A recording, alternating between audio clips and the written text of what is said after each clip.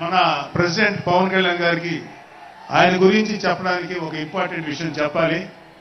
అది ఏంటంటే మొన్న ఈ మధ్యన మా అమ్మగారితో మాట్లాడుతున్నప్పుడు మా కళ్యాణ్ బాబు గురించి ఒక మాట వచ్చింది. యాక్చువల్గా ఇక్కడ నేను ఒక అన్నగా మాట్లాడకూడదు, కానీ నేను పార్టీ జనరల్ సెక్రటరీగా మాట్లాడాల్సి వచ్చినా కూడా ఒక అన్నగా ఈ ఒక్క విషయం నేను చొరవ తీసుకుని మాట్లాడాలి.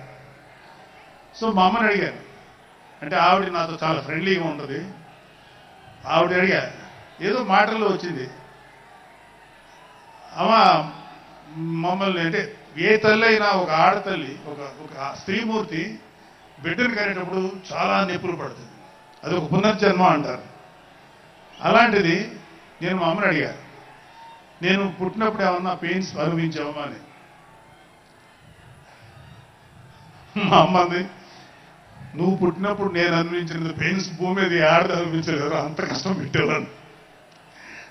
అది మా అమ్మ చెప్పింది నా గురించి.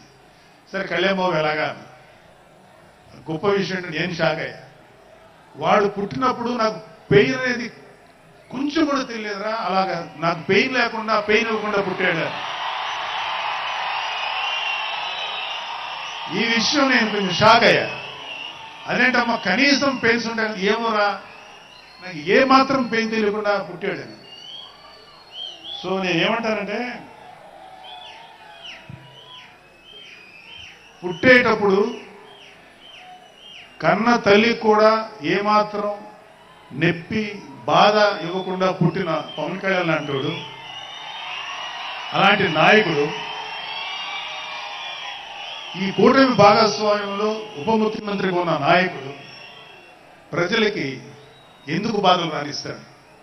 వాళ్ళకి ఏ బాధలు కష్టాలు రాకుండా గుండెల్లో పెట్టుకొని చూసుకుంటాడు. అది మనం కళ్ళారా ఈరోజు చూస్తున్నాం. ఇప్పుడు మనం చూస్తున్నది ఆవగింజలో అరవంతు మాత్రమే. కూటమి భాగస్వామ్యంలో పవన్ కళ్యాణ్ గారి భాగస్వామ్యంలో జరుగుతున్న కూటమి ప్రభుత్వం పరిపాలన ఆవగింజలో అరశాతమే. ఇంకా చాలా ఉంది. ఇప్పుడు చూస్తుంది just tip of the iceberg. అద్భుతమైన పరిపాలన మనకు రాబోతుంది.